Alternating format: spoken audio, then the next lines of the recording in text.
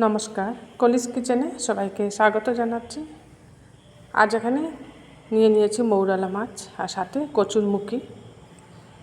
মৌরালা মাছের মধ্যে লবণ হলুদ দিয়ে রেখেছি, আর কচুরমুখীগুলো কুকারে আমি সিদ্ধ করে নিয়েছি। এবার এক এক করে এগুলার ছিলকা ছাড়িয়ে নিচ্ছি। মাছ দিয়ে কচুরমুখীর রেসিপি খুব ভালো হয়। যে কোনো বড় মাছ বা ছোটো মাছ, যে কোনো মাছ দিয়ে কচুরমুখীর রেসিপি খেতে খুব ভালো লাগে। আজ মৌরালা মাছ দিয়ে কচুরমুখীর এই রেসিপিটা বানাচ্ছি। মুখীগুলো সিদ্ধ করে ছিলকা ছাড়াতে সুবিধে হয়, তাই আমি সিদ্ধ করে নিয়েছি। সিদ্ধ করে ছিলকা ছাড়াচ্ছি। সিদ্ধ না করেও প্রথমে ছিলকা ছাড়িয়ে রান্না করা যায়। এক এক করে সবগুলা কচুরমুখীর ছিলকা ছাড়িয়ে নিচ্ছি। এখন যেহেতু কচুরমুখীর সিজন নয়, কিন্তু সেদিন বাজারে দেখলাম অনেক কচুরমুখী উঠেছে, তাই নিয়ে আসলাম। কিন্তু মুখীগুলা খুব একটা ভালো বেরোলো না, অনেকটাই খারাপ। প্রায় অর্ধেকটাই কচুরমুখী আমার ফেলে দিতে হয়েছে। ভালো কচুরমুখী হলে কচুরমুখী দিয়ে ডালও হয় খুব সুন্দর। এখন যেহেতু মুখীগুলো একটু শক্ত শক্ত মুখী সিদ্ধ হতে একটু অসুবিধে হয়, আর সফট না হলে খেতেও ভালো লাগে না কচুরমুখী। গ্যাসে একটা কড়াই বসিয়ে দিয়ে দিলাম সরষের তেল। তেলটাকে প্রথমে খুব ভালো করে গরম করে নিচ্ছি। এবার এর মধ্যে লবণ হলুদ দিয়ে মেখে রাখা মৌরালা মাছগুলো ভেজে নিচ্ছি।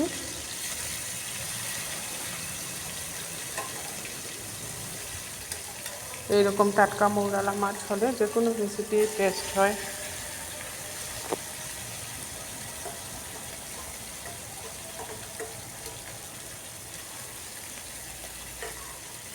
মাছগুলোর একদিক ভাজা হয়ে গেলে অপর দিক উল্টে দিচ্ছি। উল্টে পাল্টে মাছগুলোকে একটু কড়া করেই ভেজে নেব।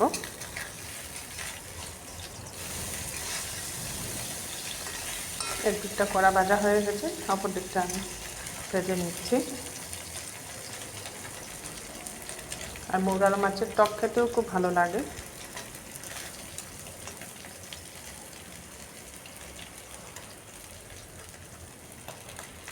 মাছগুলো প্রায় ভাজাই হয়ে গেছে, আর ভাজতে হবে না। এগুলাকে এখন আমি উঠিয়ে নেব।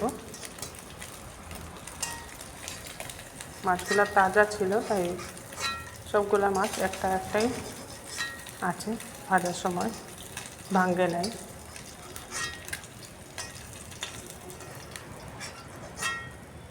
মাছগুলা উঠিয়ে নেওয়ার পর মাছ ভাজার ওই তেলের মধ্যে ফোড়ন দিয়ে দিচ্ছি পাঁচ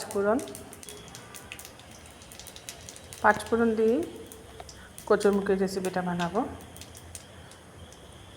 এবার সিদ্ধ করে ছিলকা ছাড়িয়ে রাখা কচুরমুখীটা দিয়ে দিলাম। প্রথমে দিচ্ছি এর মধ্যে হলুদের গুঁড়া, জিরে গুঁড়া, আর দেবো এখানে লাল লঙ্কার গুঁড়া। খুব সিম্পল রেসিপি এটা, খুব একটা মশলার প্রয়োজন নেই রেসিপিতে। পরিমাণ মতো লবণ দিয়ে দিলাম। এবার এটাকে একটু ভালো করে কষিয়ে নিতে হবে।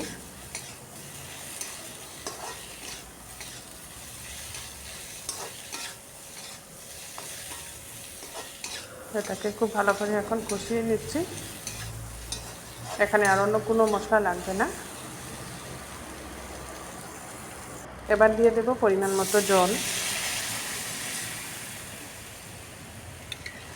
জল দিয়ে এটাকে খুব ভালো করে ফুটিয়ে নিতে হবে।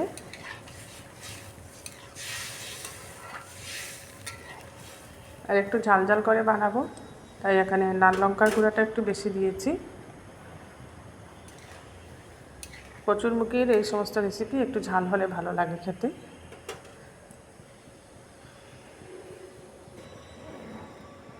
ঝোলটা খুব ভালো করে ফুটে উঠুক, তারপর গ্যাসের আঁচটা কম করে দিয়ে কিছুক্ষণ ঢাকা দিয়ে রান্না করব।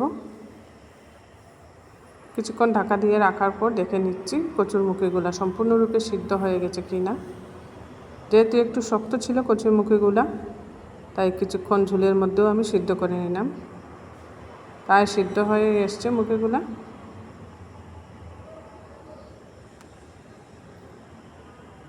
এবার এর মধ্যে ভেজে রাখা মৌরালা মাছ দিয়ে দিচ্ছি। দারুণ টেস্ট হয় এরকম কচুরমুখী মৌরালা মাছ দিয়ে বানালে।